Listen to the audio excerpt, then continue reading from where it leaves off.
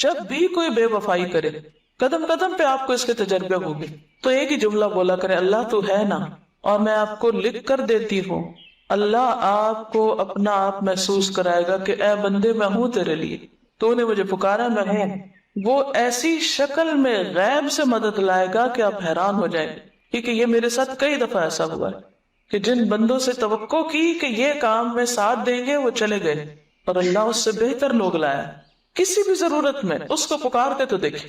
یہ جو ہے نا کہنا ایاک نعبد و ایاک نستعین، یہ اتنا آسان نہیں ہے، یہ زبان سے بولنا بہت آسان ہے، لیکن اس کو حقیقی معنوں میں شعور کے ساتھ کہنا بہت مشکل ہے کہ صرف تجھ سے ہم مانگتے ہیں، اور لالچ لوگوں سے رکھتے ہیں، زبان سے کہتے ہیں صرف تجھ سے مانگتے ہیں، اور دل میں لوگ بسے ہوئے ہوتے ہیں کہ یہ مدد کرے گا، وہ فلاں کے پاس یہ ہے۔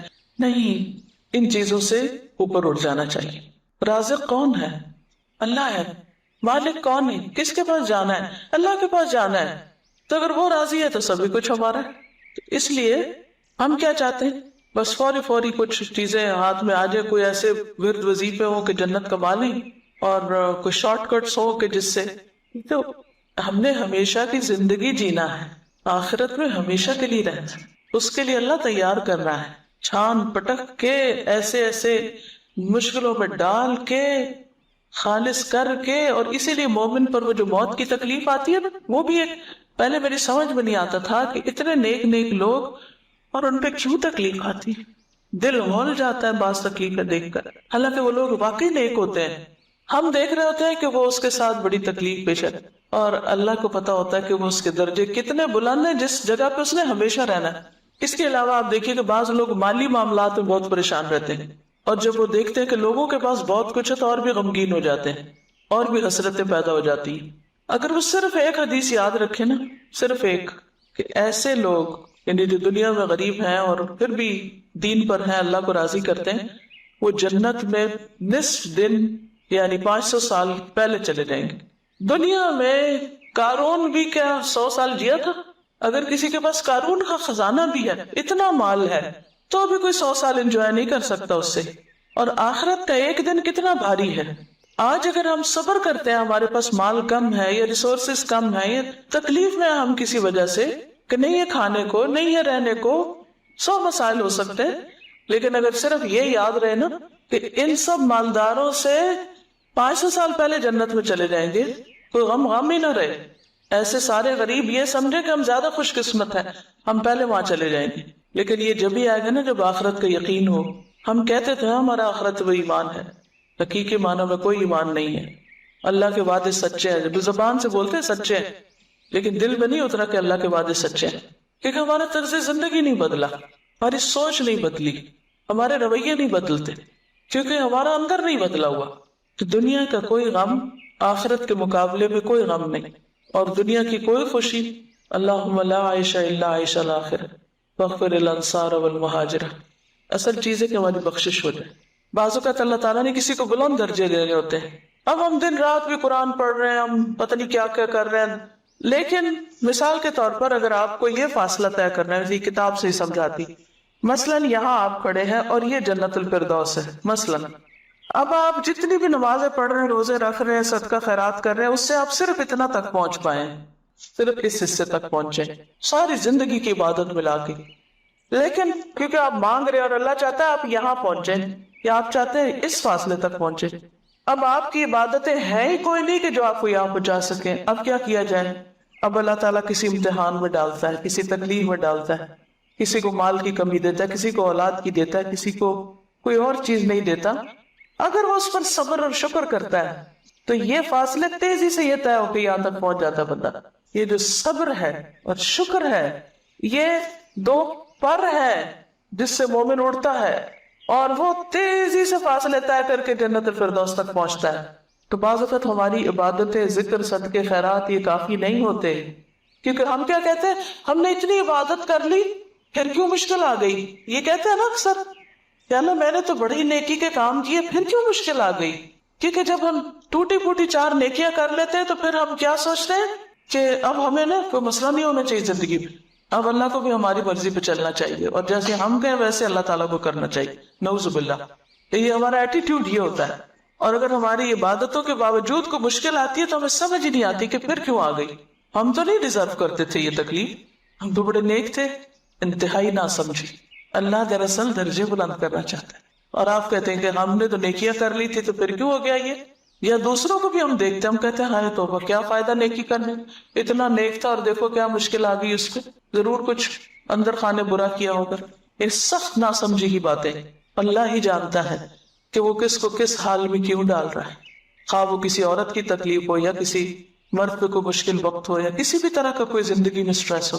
بس ہر حال میں کہ یا اللہ تیرے فیصلے بڑے ہی اچھے ہیں اور سچے ہیں, بس تو مجھے عافیت میں رکھ, ایسے امتحان میں نہ ڈال کہ جس سے میرے منہ سے کوئی ناشکری کی بات نکلی. وہ وقت ہوتا ہے خود کو کنٹرول کرنے کا کہ منہ سے ایسی بات نہ نکلے جو اللہ کو ناراض کر دے, ہمارے رویے میں اور دل میں ناشکری نہ آئے کہ جو خدا کو ناراض کرے, کیونکہ زندگی کا امتحان بڑا سخت ہے. کل میری ایک اپنی پرانی اسٹوڈنٹ کے ساتھ ملاقات ہوئی, تو اس کے شادی کو کافی عرصہ ہو گیا, بچے نہیں ہوئے. تو جب مجھے ملی تو میں نے دعا دی, من کر اللہ تمہیں صالح اولاد دی. تو پھر اس نے اپنا تھوڑا سا شیئر کیا, کہنے لگی کہ ایسا ہے کہ میرے ہسبینڈ میں کچھ مسئلہ ہے. تو میں نے اس پہ کہا کہ اچھا. کہتی کہ بات یہ ہے کہ اگر بچے نہیں تو ایک مسئلہ ہے نا, اور اگر بچے ہوں تو 1000 مسئلے. کتنی خوبصورت بات ہے, ورنہ ایسی لڑکیاں سارا وقت فرسٹریشن کا شکار رہ سکتی. میری شادی یہاں کیوں ہو گئی, اب آپ دیکھیں کہ رشتے ملنا ہی مشکل ہے والدین کے لیے. ایک مثال ہے, رشتے ملنا ہی مشکل ہے. اللہ نے اگر ایک ٹھکانہ دے دیا, شوہر دے دیا, قدر کرنے والا ہے, اب اس بیچارے کی بھی بس میں نہیں, اب وہ علاج بھی کرا رہا ہے, اچھا سلوک بھی کر رہا ہے, ٹھیک ہے. اگر یوں دیکھا جائے کہ عورت کو کیا حق ہے, اور قانونی طور پر آپ دیکھیں تو ٹھیک ہے, عورت یا خلا لے سکتی ہے, بڑی جینوئن ریزن ہے, الگ ہو سکتی ہے, لیکن کوئی گارنٹی ہے الگ ہو کے کہیں اور شادی کرے تو لازم بچے ہوں؟ کوئی گارنٹی نہیں. ٹھیک ہے, وہ اس کی اپنی چوائس, وہ کرے نہ کرے وہ ایک الگ مسئلہ. میں اس وقت قانونی بحثوں میں نہیں جا رہی, میں ایک پریکٹیکل سچویشن کو دیکھ رہی ہوں کہ ایک ماں باپ کے ویسے 5 بیٹیاں ہیں, ایک بیٹی کے ساتھ کچھ ایسا حادثہ ہو جاتا ہے. اب اگر وہ واپس آتی ہے تو پہلیوں کی بھی شادی نہیں, یہ کہاں جائے گی, یعنی کتنے ہمارے معاشرتی مسائل ہیں. اب اگر یہ اپنے گھر میں عزت کے ساتھ بیٹھی ہے, اچھے انتظار میں دعا کر رہی ہے, ہر چیز اللہ کے ہاتھ میں ہے, اور ایک پازیٹیو سوچ کے ساتھ جی رہی ہے اور خوش ہے اور مطمئن, اتنا پرسکون چہرہ اس کا, میں حیران رہ گئی. اتنے مزے سے کہتی ہے کہ بچے نہیں تو ایک مسئلہ ہے نا, بچے ہوگے تو 1000 مسئلے ہوگے. اس کو کہتے ہیں پازیٹیو سوچ. اسی طرح اگر کسی کی شادی نہیں ہوئی, بعض اوقات کوشش کے باوجود نہیں ہو پاتی, اب اس میں بھی کچھ لوگ بہت مزریبل ہو جاتے ہیں, دن رات یہ سوچے رہتے شادی نہیں ہوئی, شادی نہیں, شادی, نفسیاتی مریض بن جاتے ہیں. کیا مریض بننے سے شادی ہو جائے گی؟ بد اخلاق بن جانے سے شادی ہو جائے گی؟ جو ہونی تھی وہ بھی نہیں ہوگی. کیونکہ لوگ جب دیکھتے ہیں ایسی لڑکیوں کو کہ جو نفسیاتی مریض بن چکی ہیں تو ان سے اور دور بھاگتے ہیں, یہ بوجھ ہو جاتا ہے نا. یعنی بد اخلاقی ایسا بوجھ ہے کہ بے وجہ اس کا بوجھ آپ کے اوپر پڑ رہا ہوتا ہے نا دوسرے شخص کا, تو ان چیزوں کو نہیں دیکھتے. تو اصل کامیابی یہ ہے کہ زندگی کو ایک امتحان سمجھ کر اللہ کے ہر فیصلے پر راضی رہ کر انسان بہتری کی کوشش کرتا رہے. میں یہاں یہ نہیں کہتی کہ انسان ہر وقت یہ سر پہ آ گرا تو پڑا رہے کیونکہ اللہ کا فیصلہ نہیں, اس کو ہٹانا تو ہے, لیکن اگر نہیں ہٹ پا رہا تو بھی اللہ تیرا فیصلہ ہے کہ میرے بازو نہیں ہٹا پا رہے ایک چیز کو, میں نہیں سچویشن چینج کر پا رہی, تو کوئی بات نہیں, مدد لیں آپ دوسروں کی. دوسرے مل کے بھی آپ کی حالت نہیں بدل پا رہے. کئی دفعہ ایسا ہوتا ہے نا کہ ماں باپ بھی, بہن بھائی بھی, رشتہ دار, دوست سارے مدد کے لیے آ جاتے ہیں, لیکن پھر بھی بیچارے کچھ نہیں کر پاتے. پھر کیا کیا جائے؟ اللہ کی رضا پہ راضی رہے نا انسان, کیونکہ ہم بندوں سے توقع رکھتے ہیں یہ ہمارا مسئلہ حل کر دیں, اور جب وہ بیچارے نہیں کر پاتے تو پھر ان سے ناراض بھی ہو جاتے, تو وہ ہمارا مسئلہ کیوں نہیں حل کرتے؟ بھی وہ خدا تھوڑی ہے کہ تو کر دیں گے کچھ, وہ بھی انسان ہے, وہ بھی کمزور ہے. تو بگر پکچر میں دیکھا کرے اپنے مسئلے کو, صرف اپنی ذات پہ فوکس نہیں کیا کرے. کوئی بھی مسئلہ چھوٹا ہو یا بڑا, آخرت کو ساتھ رکھ کے نقشہ بنایا کرے کہ آخرت کے مسائل, دنیا کے مسائل, ان سب میں اس مسئلے کی کیا حیثیت ہے. کچھ بھی نہیں. ہم سے زیادہ تکلیف دہ حالات میں ہیں کچھ لوگ, نہ مبتلا کر دے. بالکل. تو اس کے لیے ہمیشہ, کیونکہ ویسے مجھے بہت مسائل سننے پڑتے ہیں, یعنی مختلف لوگ مختلف طرح سے اپنے مسائل بیان کرتے رہتے ہیں, تو مومنٹ کوئی شخص سٹارٹ کرے مسئلہ بیان کرنا تو فوراً دعا پڑھنا شروع کر دے, الحمدللہ الذی عافانی مما ابتلاہ بہ, کثرت سے یہ پڑھا کریں. جب بھی آپ کسی کو مسئلے میں دیکھیں تو ایسا لگتا ہے نا جیسے کہیں یہ مجھ پہ نہ آ جائے، ڈر لگتا ہے کہ یا اللہ میں تو کوئی بہت اچھا نہیں کہ تو نے مجھے ابھی تک عافیت میں رکھا ہوا ہے، تو فوراً شکر گزار بن جائے.